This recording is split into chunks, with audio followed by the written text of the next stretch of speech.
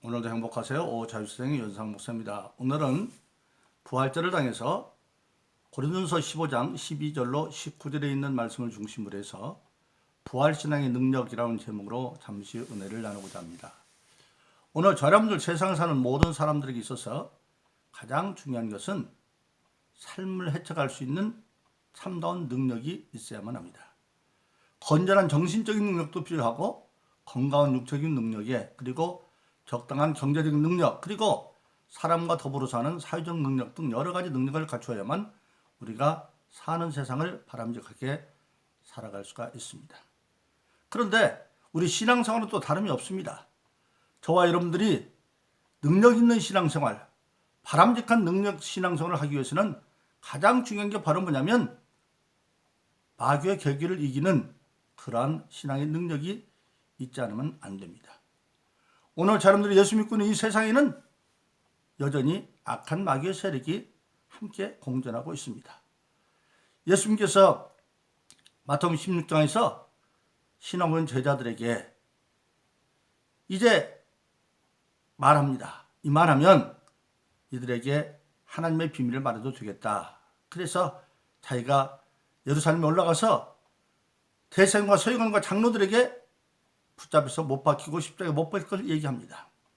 그러니까 베드로가 말하기를 주여 그렇게 둘 수 없습니다.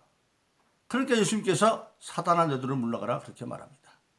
조금 전까지 베드로가 주는 그리스도 사신 하나님의 아들이라 신앙 고백함으로 예수님부터 너는 복받은 자다. 그것은 하나님이 알게 했다 그렇게 칭찬을 받았는데 너는 천국 열쇠를 내게 주어서 내가 열면 내가 열고 네가 풀면 또 푼다. 그렇게까지 보증을 받았는데 그런 베드로가 인간적인 생각을 가지고 그렇게 안 놔둡니다. 그 예수님 말합니다. 네가 사람 일을 생각하고 하나님 일을 생각지 않는구나. 사람 일로 생각하면 얼마나 의리 있는 얘기겠어요. 예수님 십자가 못 박히게 안 놔둔다니까. 그러나 하나님의 일은 예수님이 십자가에 못 박혀만 해야 구원의 역사를 이루기 때문에 그렇게 가까이 사단이 역사하고 있고 그리고 우리가 교회시대를 보면 궁극적으로 에베소서는 우리 신앙인들이 예수를 어떻게 믿고 살아가는 교회시대의 신앙의 삶을 계시한 하나님의 말씀인데 계시한 말씀인데 죄송합니다. 에베소 6장 10절을 읽으면 궁극적으로 말합니다. 정말로 악한 마귀의 계기를 이기기 위해서 악한 날 하나님의 전신갑주를 입고 성령 안에서 수시로 기도하여 마귀를 이겨야 된다. 그래서 에베소 6장 13절에 보면 너희가 하나님의 전신갑주를 입고 성령 안에서 수시로 기도하면 너희가 모든 것을 행한 데 능히 쓸 수 있다. 그렇게 말씀하고 있고 그리고 베드로전서 5장 8절은 더욱더 말합니다. 근신하라 깨어라. 악한 마귀가 우는 사처럼 두루 삼킬 자를 찾고 있다. 근신하라. 너희가 어떤 욕심에 사로잡지 말고 원해 보니까 그리고 감정에 사로잡히지 말아라. 그리고 깨어라. 졸지 말아라. 즉 악한 마귀가 살처럼 울부짖을 때 우리가 그 속에 있다고 하는 사실입니다. 그래서 그런 악한 날에 악한 마귀를 이기기 위해서는 무엇이 필요하느냐? 신앙에는 능력이 필요한데 바로 그 신앙의 능력의 기초가 부활신앙이 있다고 하는 사실입니다. 부활하셨다. 예수님이 부활했던 그 믿음 안에서만 악한 마귀를 이길 수 있는 신앙의 능력이 나올 수 있다. 그렇게 말씀하고 있습니다. 바로 이 부활신앙이야말로 오늘 모든 신앙들에게 주어지는 하나님의 은혜요. 예수 그리스도의 권능의 은총인 것을 우리가 알게 되어지는 겁니다. 그러므로 오늘 저와 여러분들은 오늘 본문 말씀 고린도서 15장 11절 19절의 말씀을 듣고 믿음으로 말미암아 부활신앙의 능력으로 악한 세력을 능히 승리하는 저와 여러분들기를 예수 이름으로 축원합니다. 그럼요 부활신앙 안에서만 우리가 악한 마귀를 이룰 수 있느냐? 오늘 17절에 보니까 부활신앙 안에서만 우리는 예수 그리스도가 우리를 대속했다고 하는 믿음의 확신을 가질 수 있다. 그렇게 말하고 있습니다. 오늘 17절에 이렇게 말하고 있습니다. 그리스도께서 다시 사신 것이 없으면 부활한 것이 없으면 너희 믿는 것도 헛것이고 너희가 여전히 죄 가운데 있을 것이다. 만일 예수님이 부활이 없다고 한다면 믿는 것도 헛거고 너희도 아직 죄도 해결하지 못하고 죄 가운데 있는 것이다. 그렇게 말씀하고 있어요. 그건 무슨 말이냐? 우리가 아는 것처럼 인류성 아담이 범죄함으로 말미암아 우리 인간은 근본적으로 정령 죽을 존재가 되고 말았습니다. 그런데 하나님께서는 그 죽을 존재가 되어버린 땅에서도 온갖 가지 창세기 3장에 보면 하나님은 아담에게 그렇게 선악과를 따먹은 아담을 재판합니다. 네가 내 아내 말을 듣고 내가 먹지 말라 한 선악과를 먹었은즉 땅은 저주를 받아 엉궁 가시를 내고 너는 그 땅에서 수고하고 땀 흘려야 먹고 살고 필기의 흑인이 흐르 돌아갈지니라. 육신을 흐르 돌아가는 영은 어디로 가느냐? 영은 결론적으로 죄값은 사망이라 우리가 말하는 육신은 흙으로 들어가고 영은 일정한 고통의 운명 과정을 거쳐서 마침내 죽지 않은 몸으로 부활해서 영원한 지옥 가게 되는 것, 그것을 성경은 사망이라고 말하고 있습니다. 그래서 로마서 6장 23절은 모든 죄값은 사망이다. 근데 우리 인간은 아담의 후손이기 때문에 태어날 때부터 죄 가운데 태어난다. 그래서 시편 51편은 우리 인간은 어머니의 태중에부터 죄 가운데 태어난다. 그러니까 우리 인간에게 있는 죄는 두 가지가 있는데 하나는 조상 아담부터 물려받은 유전죄, 태 가운데부터 태어난 죄. 그 죄만 가지고도 죄값은 사망이니까 지옥 갈 수밖에 없고 그 이후에 또 죄를 짓습니다. 그건 자범죄죠. 근데 자범죄도 알고 보면 죄를 지어서 죄인이 된 것이 아니라 유전죄 가운데 태어난 죄인이기 때문에 죄를 할 수밖에 없는, 그래서 죄 가운데 살다가 마침내는 멸망인 지옥으로 갈 수밖에 없는데 그 인간을 하나님은 일찍이 구원하기로 작정을 하셨습니다. 그래서 창세기 3장에서 그 심판은 그 자리에서 여자의 후손, 왜 여자의 후손으로 와야 되느냐? 남자의 후손인 아담의 후손으로 오면 유전죄를 해결할 수 없기 때문에 유전죄까지 태어나면 그도 죄값으로 죽을 수밖에 없기 때문에 죄 없는 여자의 후손 예수를 보내기로 약정하신 겁니다. 그 예수님 오셨습니다. 인간적인 생각으로는 어떻게 여자가 남자 없이 애를 낳느냐 그렇게 말하죠. 맞는 얘기입니다. 그러나 우리가 신앙을 고백할 때 전능하사 천지부터 하나님 아버지, 전능하신 하나님은 할 수 있습니다. 왜? 인간을 처음 만들 때 여자도 남자도 없어도 만들잖아요. 그런데 필요하시면 하나님은 악하지 않은 모든 선한 일에는 반드시 전능할 수 있습니다. 그래서 하나님이기 때문에 남자 없이 여자의 후손으로 예수를 만들 수 있어요. 보낼 수 있어요. 그래서 몸은 처녀인 마리아에서 빌고 성령으로 잉태해서 드디어 이 땅에 예수를 보내셨고 그 예수님의 오신 목적은 아담과 모든 인류의 후손의 죄를 대속하기 위해서 오셨습니다. 대신 죄값을 치르기 위해서. 그래서 하나님은 요한복음 3장 16절에서 하나님이 세상을 이처럼 사랑하사 독생자를 줬으니 이는 저를 믿는 자마다 멸망치 않고 영생을 얻게 하십니다. 믿지 않으면 멸망할 수밖에 없는데 예수를 믿음으로 말미암아 영생의 길로 열어주기 위해서 예수를 보내셨던 겁니다. 그 예수님이 드디어 오셔서 십자가에 못 박혀 돌아가셨습니다. 그런데 3일 만에 하나님이 그를 살리셨습니다. 이게 중요합니다. 지금 3일 만에 부활하셨습니다. 왜 부활이 있어야만 우리가 믿음이 살고 모든 죄에서 해방할 수 있느냐? 죄값은 사망이라고 말했습니다. 만일 예수님이 죄 없는 분이었다고 한다면 부활할 수 있지만 죄 있는 분이면 부활할 수 없습니다. 왜냐하면 하나님은 전능하시지만 그러나 하나님의 정한 법을 스스로 깰 수가 없어요. 예수님 만일 죄 있는 분이라고 하면 죄값은 사망이니까 하나님은 전능하시지만 예수님을 살릴 수가 없습니다. 근데 예수님을 하나님이 살렸다고 하는 것은 바로 예수님이 죄 없는 분이기 때문에 살아나신 것입니다. 그러면 죄 없는 예수님은 십자가에 돌아가실 이유가 없죠. 근데 왜 돌아가셨느냐? 바로 자신의 죄 때문에 죽은 것이 아니라 모든 아담이 인류의 죄를 대신 지고 십자가에 못 박혀 돌아가셨다고 하는 것입니다. 그래서 성경은 예수님은 죽을 이유가 없는데 왜 돌아가셨느냐? 모든 아담과 그 후손의 인류의 죄를 대신 지고 죽었는데 우리 하나님은 우리가 그것을 믿으면 독생자를 주 있는 저를 믿는 자마다 어떻게 예수님이 내 죄를 대신 지고 십자가에 돌아갔던 대속을 믿으면 믿음으로 하는 말 멸망에서 영생을 구원하기 위해서. 그래서 하나님은 그러한 예수가 내 대속죄를 믿으면 그것을 의로 여기서 로마서 1장 17절은 오직 의인은 믿음으로 말미암아 살리라 한 것과 같으니라.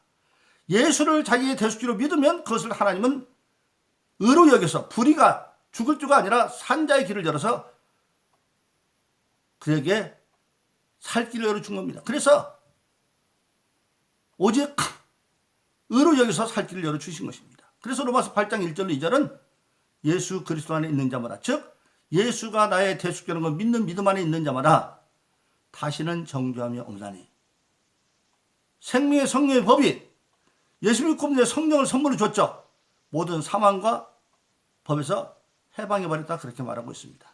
그렇기 때문에 예수 그리스도를 믿는 그 믿음 안에서 예수님이 부활했다는 것은 예수님이 죄 없는 산 증거고, 그 죄 없는 분이 십자가에 죽은 이유가 나를 위해서 죽었다는 믿고 고백하면 우리의 모든 죄는 해결되어져서 다시는 정죄 없는 존재가 되기 때문에 부활신앙을 통해 우리는 바로 모든 죄로부터 자유를 얻을 수 있다고 하는 사실입니다. 죄로부터 자유를 얻었을 때 거기에 마귀의 결박이 풀어지게 됩니다. 제가 부흥회를 많이 다녔는데 저 수안 보이는 어느 부근의 교회에서, 시골 교회에서 부흥회를 했습니다. 그런데 그때가 초가을 무렵이었어요. 어떤 참백한 처녀가 시골 교회이기 때문에 화원이 가깝지도 않아서, 그런데 그 집회 때마다 아침마다 강단에다가 산 들꽃을 꽂아다가 꽃꽂이를 해요. 근데 얼굴이 굉장히 참백하고 힘이 없어요. 근데 그때 이제 목요일날 저녁이 되면 저는 따로 신유집회를 합니다. 2부 집회로. 근데 신유집회를 하는데 막 그 아가씨가 떼글떼글 뒹굴고 막 그랬어요. 그 무슨 일 나중에 금요일날 됐는데 새벽 기도 때 금요일날 기도 마치고 했는데 안 와요, 그때는. 알고 보니까 나중에 그 목사님이 그래요. 그 처녀가 서울에 와서 직장 서는데 자궁암이 걸려가지고 자궁암 말기라 도저히 이제 병원에서 기밥을 해가지고 내려와 있는데, 그가 그렇게 열심히 부흥회 동안에 은혜를 받고 꽃꽂이를 하고 그랬어요. 근데 금요일날 안 왔어요. 그런데 금요일날 끝나고 이제 서울로 올라가려고 하는데 그 부모와 함께 그가 왔어요. 그 부모가 막 울면서 그래요. 어젯밤 목요일날 신입회 끝나고 집에서 막 덜덜 굴더니 막 화장실에 가서 막 핏덩어리를 막 쏟고 막 그랬대요. 그래서 못 일어났대. 근데 그리고 몸이 가벼워졌다는 거예요. 죄의 문제가 해결받고 나니까 그 자궁암이 깨끗이 치유받은 겁니다. 바로 그렇습니다. 그래서 부활신앙, 예수님이 십자가에 못 박힌 내 죄를 해결했다고 하는 그 부활신앙 안에서만 우리는 모든 죄로부터 자유를 얻고 구원의 확신을 얻을 수 있기 때문에 부활신앙을 우리가 참 능력의 사람이 될 수 있다고 하는 사실입니다. 두 번째로 부활신앙을 통해 우리 모든 신앙인은 하나님의 말씀을 최종적인 세상의 절대 정의로 믿고 살아갈 수 있다고 하는 사실입니다. 우리는 세상에 수없는 이론들이 우리를 신앙을 파괴하려고 합니다.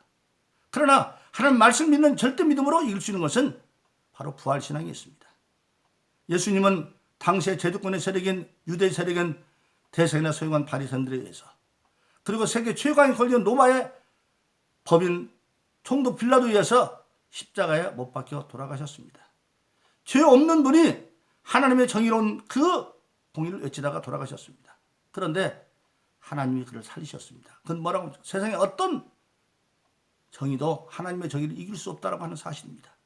그래서 오늘 저와 여러분들 신앙생활하는 사람들은 세상을 사는 동안에 우리가 땅에 있지만 이제는 빌립보서 3장 20절은 하나님의 하늘의 시민권을 가지고 그리스도를 대신해 사명하는 그리스도의 사신으로, 그리고 디모데후서 2장에 나오는 것처럼 생활에 얽매이는 군사로 살아가면 우리는 바로 뭡니까? 이제는 하나님의 말씀을 가지고 사나 죽으나 나는 하나님의 것이라는 하나님의 절대적이라고 살아가면 마침내 고난의 과정이 있을지 모르지만 마침내는 우리가 하나님의 정의가 세상을 이긴다고 하는 사실입니다. 그래서 우리 신앙인은 어떤 세상과도 타협하지 않는, 요동치 않는 절대 믿음도 어디서 나오느냐? 하나님의 약속의 공의는 절대 이루어진다. 하나님 말씀은 시건치 아니고 반드시 이루어진다. 바로 부활신앙 안에서만 우리는 하나님의 절대 공의를 믿을 수가 있다고 하는 사실입니다. 그리고 마지막으로 부활신앙에서 우리는 19절에 보니까 금세뿐만 아니라 내세에 대한 소망을 가지고 살 수가 있다. 금세 우리가 소망을 갖고 사는 거예요. 하나님께 우리는 소망을 가지고 사는 사람들입니다. 믿음은 바라는 것들이 실상에 보이는 증거다. 히브리서 11장 1절 2절은 믿음은 뭐냐? 바라는 것, 하나님께 소망을 두는 것이고 그것이 마침내 신앙의 과정을 끝에서 실제의 사건으로 나타나고 믿음은 보이지 않는 점 증거로 나타난다. 그렇게 말하고 있습니다. 바로 그렇습니다. 하나님은 예수를 살리심으로 전능하신 분을 스스로 나타내셨습니다. 그 하나님이 바로 우리 하늘에 계신 아버지십니다.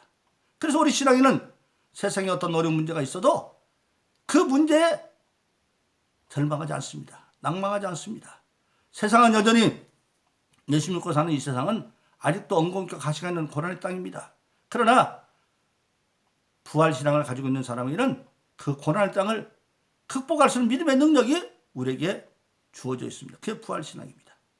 이스라엘 백성이 출애굽기 15장에 보면 출애굽에서 홍해를 건넙니다.